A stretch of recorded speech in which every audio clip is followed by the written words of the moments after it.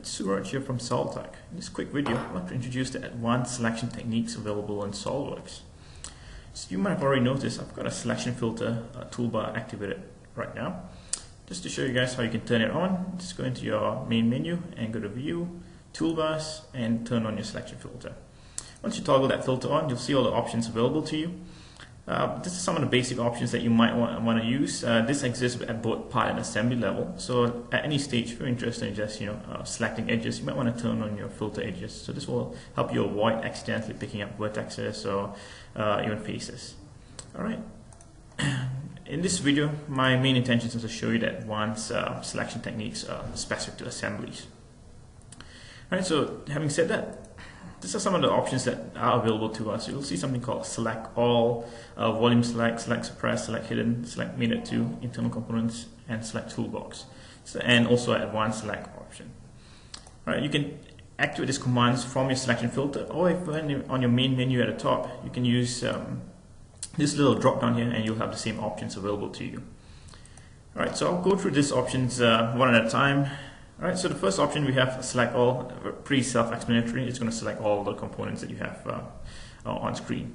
A volume select, this is pretty interesting. So let me just reorientate my model here and just have like a front view. Alright, so if I want to use a volume select, all I have to do is go ahead and sketch the outline here, and this will give me like a 3D bounding box, so to speak, and I can use this and I can specify the volume I want to encompass. And this will automatically highlight all the components that are fully encompassed in that 3D volume. All right, and once I've done that, I can apply some. I can hide these components, or I can even isolate these components if I wanted to. All right, so hide, isolate. I can change the display of the selected components as well. All right, so that's one of the techniques that you might find handy. This two are pretty self-explanatory as well. Select, suppress, select, hidden. So say I've got a couple of hidden components in my design, or like a suppressed component in my design, and I want to select all of them in bulk, and I want to unsuppress them, for instance, or I want to unhide them. And this is some very good options that you might want to use. The next option I'd like to introduce is something called select mated to. So if I were to just select one of my assemblies here, see that I've got this sub-assembly. And if I were to go through the mates, it's got probably about 15 mates applied to it or so. So what if I just want to focus on this sub-assembly and all the components it's mated to? For instance, if I were to just right-click on this assembly and isolate, it's just going to isolate that assembly. It's not going to include the components it's mated to. So this is where this operation here, select mated to, comes in very handy.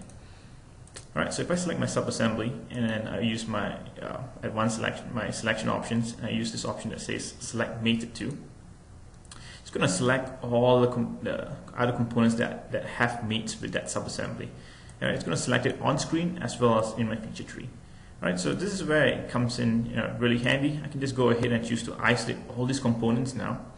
And I can go ahead and work through these mates, especially if I've got any mate errors, or if I want to just check the movement of certain components and I want to make any changes. All right, so this is what one of the options that you might find handy in the future. All right, so let's exit isolate for now. All right, it's a fairly large assembly, so yeah. All right, so this other two operations as well. Select toolbox components. So say I've got some standard toolbox components that I've added into my design. I can just use this filter again. Select toolbox. It's going to select all my toolbox components. Maybe I can go ahead and group them in a new group and a new folder, for instance, in my feature tree. All right. So just for the purpose of time as well, I'm just going to introduce this advanced select option. This is where it gets really powerful. All right. So using this advanced component selection, the first thing we need to specify is the category. This is where it comes in really handy. So I can choose category to be, for instance, a custom property, maybe a component status. This one's something I use personally. So component status, especially if I want to say that my component status is equals to resolve, lightweight, anything that has errors or needs a rebuild, and I can just filter for all these components, and I can work through these components and fix them. All right, so component status is a good one. Display options, so whether this I want to just select anything that's hidden or shaded with edges, or set to transparent, it's a good option as well. In terms of file types, if I'm just looking for assemblies, parts, I can filter for that as well. something else as well. So say I'm just trying to filter for document names. All right, so you can see, I've got, multiple names, and maybe I'm just looking for anything that has 2506 in it. So I can say condition, it contains 2506, for instance. And I'll just hit apply here, and that's automatically going to select all the components which have a 2506 in them. All right, and you can do and you can do OR as well. So there's a lot of logic that you can apply to these categories as well. All right, so even this is where the best operation here is something called custom properties. So you might have assigned unique part numbers, for instance, to individual components in your assembly. So this is where you can even try to filter based on custom properties. So I can say in category 2, this will give me a list of all the custom properties I have available. So maybe I'm just looking for, I'm trying to filter for all the parts that I've specified that I need to buy, for instance. I can say make or buy, and the condition can be, it's got to be equal to, and the value can be, buy, for instance. So this will work only if you have applied custom properties to your individual parts.